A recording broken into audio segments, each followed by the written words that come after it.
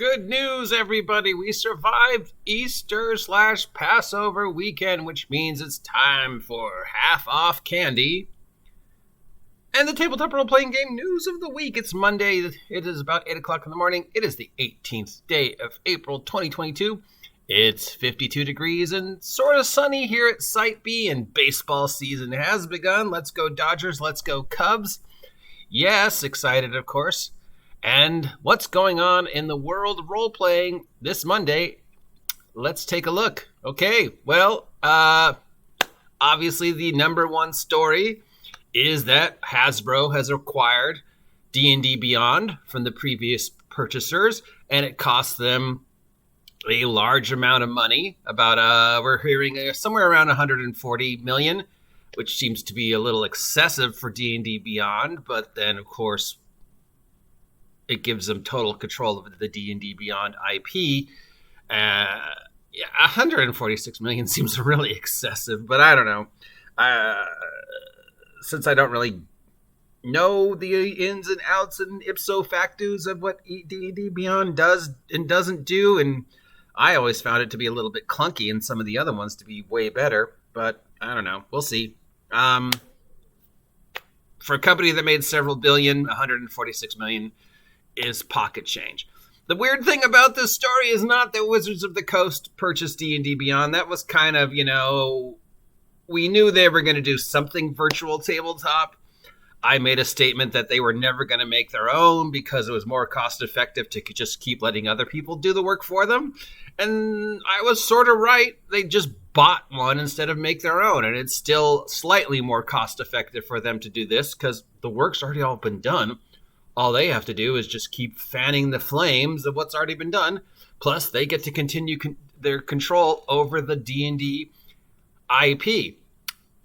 So, if you're a 5th edition player, this is a good thing. If you're a Hasbro fan / Hasbro stockholder like myself, this is a good thing. If you don't play 5th edition or you don't use D&D Beyond and you use the other virtual tabletoppers, this should not affect you at all. I know some people are saying, oh, well, then Foundry and Roll20 and the other virtual tabletoppers need to worry because Wizards of the Coast controls D&D Beyond, and that's going to just... No.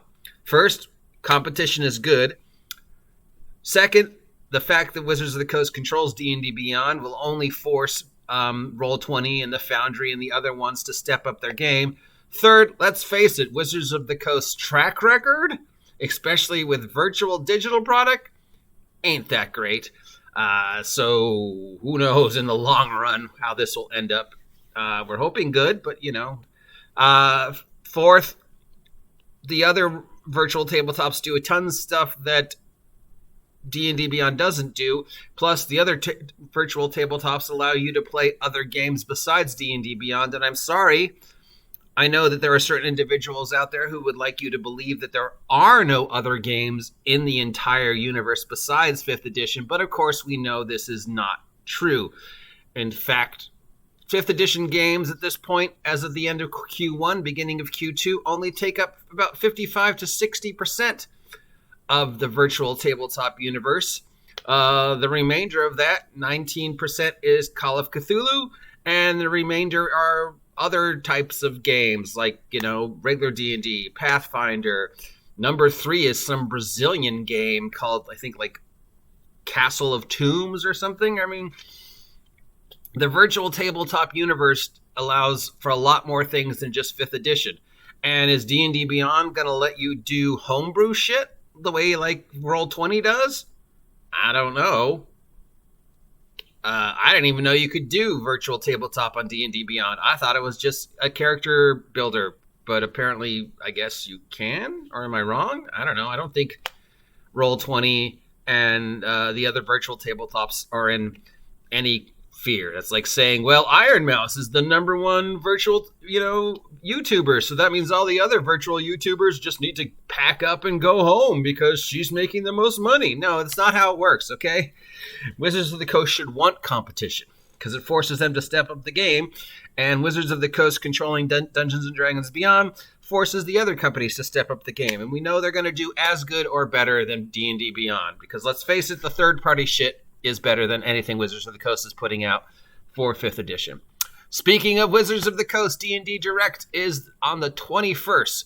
So we can toss out all our guesses for what the next D&D products are, but we will have some acknowledgement of what they have planned for Q2 and con season as of the 21st. Based upon the picture we saw, we've got like I talked about earlier, we got a Mind Flayer, we got a Beholder, we got an Xbox controller, we got a hamster holding a 10-sider, we got what looks like a red dragon, we've got this blue background with the words written on what looks like a white dragon scale.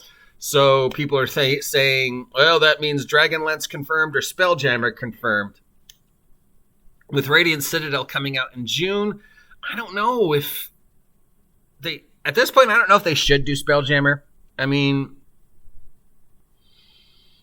you need to decide if they're going to do a multiverse / Planescape type of thing, or if they're going to do every other game takes place on a different planet, and Spelljammer is how you get the connected to the different games / one or the other works with the direction I think Wizards of the Coast wants to take 5e. Both of them at the same time, Radiant Citadel and doing Spelljammer again. At this point, I don't know. I don't know if that's a good idea or a bad idea. I don't know if that's too much glut. I don't know if there's still a market for Spelljammer at this point, or if they should just focus on the Magic the Gathering D&D multiverse. We'll see. We know that they're saying we're going to get at least 3 products. We do have a hint of what the summer thing is. The spot has been taken up on Amazon. We have a placeholder. All the placeholder is, of course, the Dungeons & Dragons logo. We know that it's a hardcover. We know that it's going to be around August 16th. We know that it's going to be about, something about that. Its ISBN number, if you care, is 978-0786968-169. And it's going to be looks like it's about 2-inch thickness, so a standard D&D hardcover. Other than that, we don't know what it is. It's not going to be Mordecai's because that's going to be out in May. It's not going to be Journeys because that's going to be out in June. So something in August, and we have at least possibly 2 classic settings to expect. Now, if Radiant Citadel counts as Spelljammer, not Spelljammer, Planescape, then we still have 1 more. If they're not counting Radiant Citadel as a classic, then we have 2 more.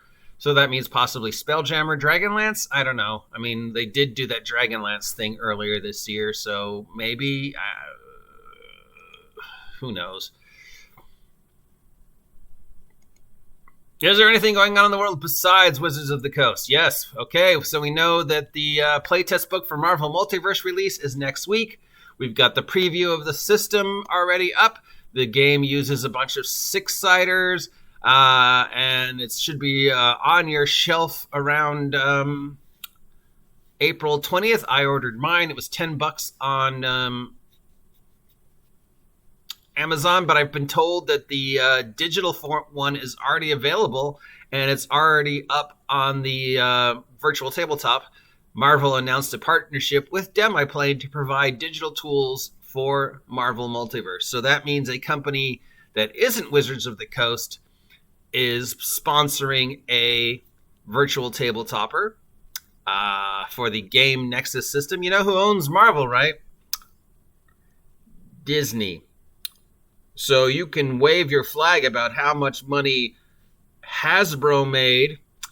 That's a drop in the bucket to the kind of money Disney and Marvel made. So really, if I'm a virtual tabletopper, who do I want backing me? Marvel. So congratulations, Demiplane.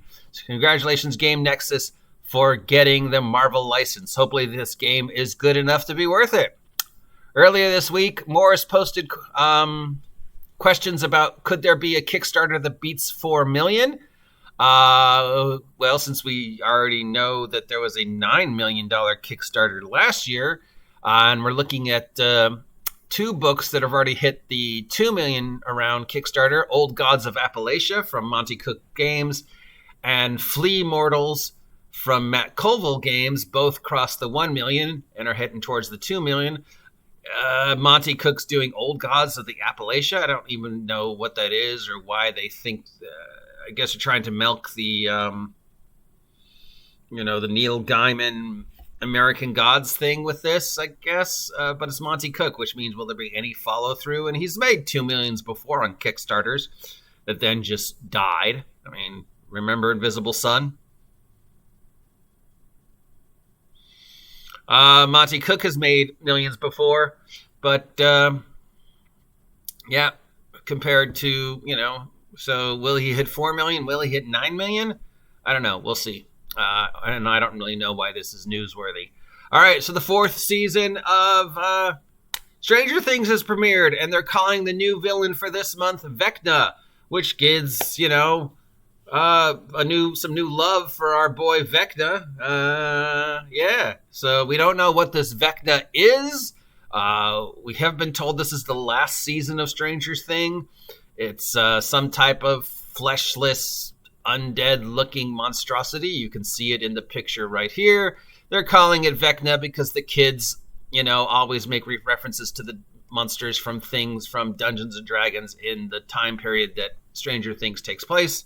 So, yeah, I guess Vecna would be a good thing. I wonder if that means we'll see a Stranger Things take on the hand and eye of Vecna, or they're just calling it Vecna the same way they called, the Demigorgon, and it wasn't Demigorgon. It was some weird plant-looking thing. Still, yeah, some love for Vecna.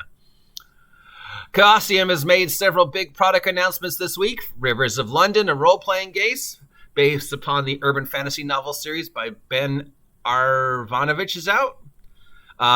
We have an Encyclopedia of Gods for RuneQuest coming out. We have Regency Cthulhu coming out, which is a Call of Cthulhu meets Brighton, and Jane Eyre, which should just be awesome and hilarious. Level Up has released a product doing their space type game, so they're doing a Spelljammer, and we have the first actual play of Level Up on Ian Live and YouTube.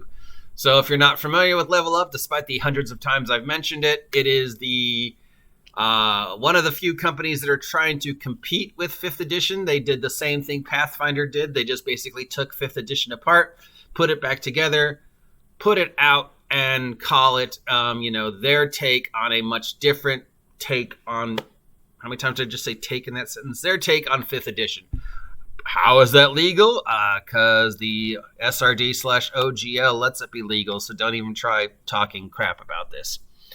Modifius has a new Star Trek The Adventures book coming out based upon the Star Trek Discovery series, that features the character Michael Burnham, who has received a lot of negative criticism. In fact, that whole series has received a lot of negative criticism. So interesting choice that would be what Modifius would milk next, considering Star Trek Discovery has pretty much received a lot of negative press. Bundle time! Let's take a look at all the bundles and freebies this week. Remember, these are all PDFs. A lot of these monies for these go to help charities. So let's take a look. For this week's freebies, we have from Monty Cook's game a premiere for Old God of the Appalachia, as well as a cipher system intro thing. This is free. This is over on the Monty Cook's game website. So if you want to take a look at what Old Gods of the Appalachians are, as well as get a cipher system intro all for one thing in free, go check it out. There's a survival horror role-playing game from a company called Remicent. This one is called Starhold. It's available up on, I think, Drive-Thru, and it is a pay what you want. So if you're looking for a free space game that does the survival horror science fiction space thing for free, it's over at Drive-Thru. This week we have another offering from Terry Heck.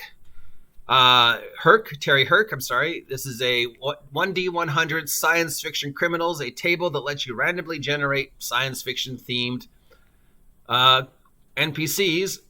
This is again up over a drive-thru for $1. We have a 66-page setting for Night Burrows by Morgan Lean. It's based in the sci-fi horror role-playing game universe of Darkstar, and this is basically a gothic horror take on the Darkstar science fiction horror RPG. I've never heard of the Darkstar science fiction horror RPG, but then there's millions of science fiction horror and role-playing games I've never heard of, because there are more role-playing games out there than 5th edition. So if you're looking for a gothic horror role-playing game for free, Night Burrow is available up there. We have a dungeon crawl for Mork Borg called Fool's Gold, up from Jean-Luc Lacombe. This will be available over at the Mork Borg / Exalted Funeral / Free League site and drive-thru. So if you're looking for a Mork Borg dungeon crawl for free, check this out. We have 48 new monsters for 5e from Joshua Greer. This is called Fearsome Foes and Where to Find Them. This is up, pay what you want. So basically free. This week's bundles for Autism Acceptance Month. We have a bundle featuring 22 RPGs from autistic creators, including solo games, novels, coloring sheets, and resources. This for, various role-playing games, all made by authors who are on the spectrum. And this is over at Uchiyo.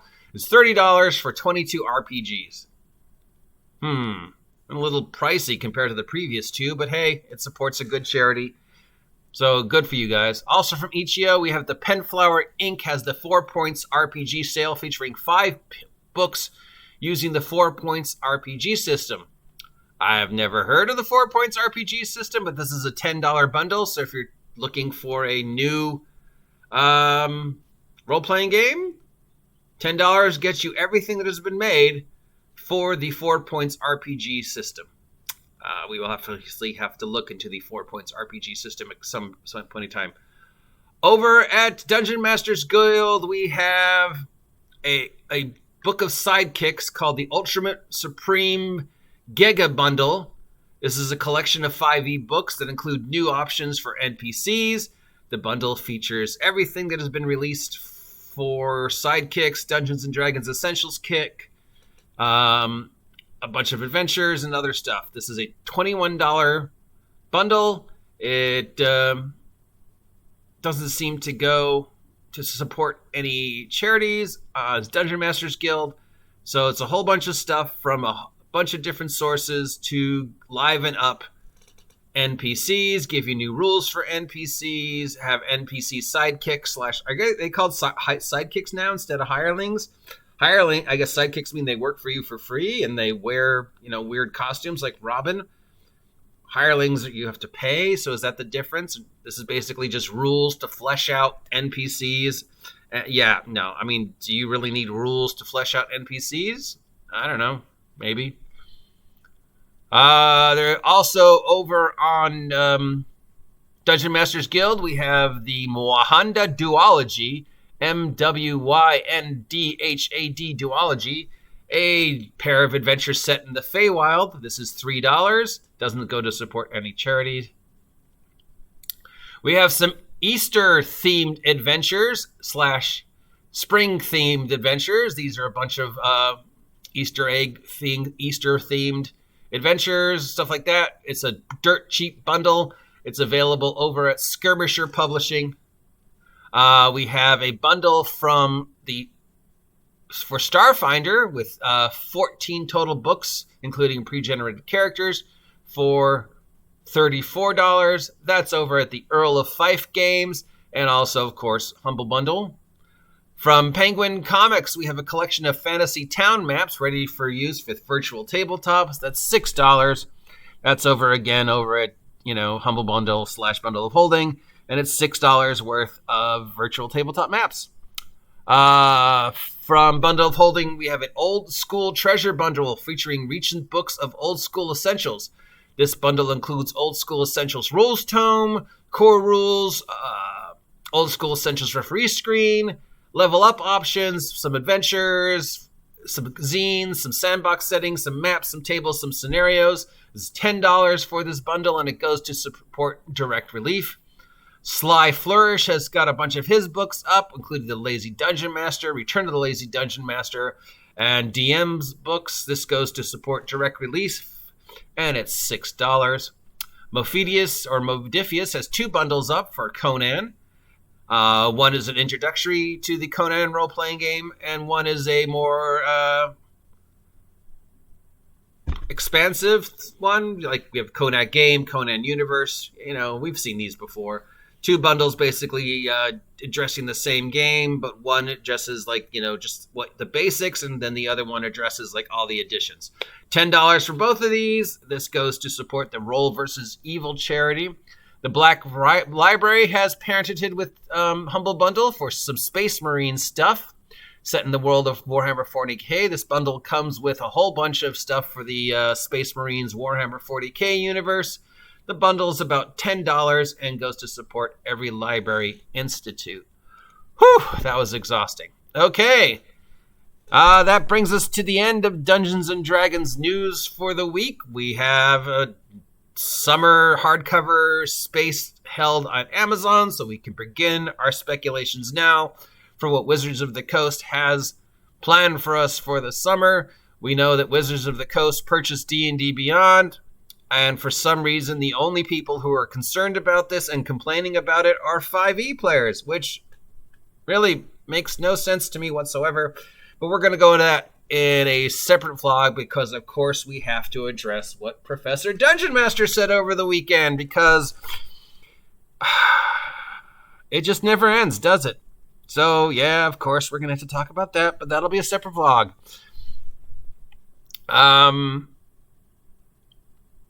That seems to be it. Oh, apparently somebody did a what is the most everybody's favorite monster poll, and it looks like, hey, what a surprise!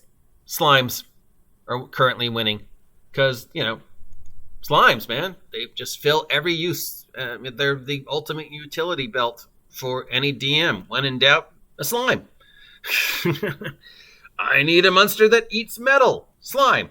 I need a monster that can freeze player characters for a round. Slime. I need a monster that can fit in a small space and I don't have to explain why it's there. Slime. Slimes, they're just the best monster ever. They are the greatest utility you have as a dungeon master. When in doubt, throw slime at them. Till next time, I am the OGGM. If you appreciate this content, let me know. If you don't appreciate this content, let me know, because I can't fix it if you don't tell me what's broken. If you haven't subscribed, please take a moment to subscribe. It doesn't cost you anything, and it helps me greatly. And of course, I guess this is supposed to be Vecna, so where's my hand and eye? God damn it, Vecna, with your goddamn hand and your goddamn eye. Get out of my goddamn dungeon, you goddamn lich. Just step kids in your stupid hand and your stupid eye. How many times has you lost that eye? Anyways.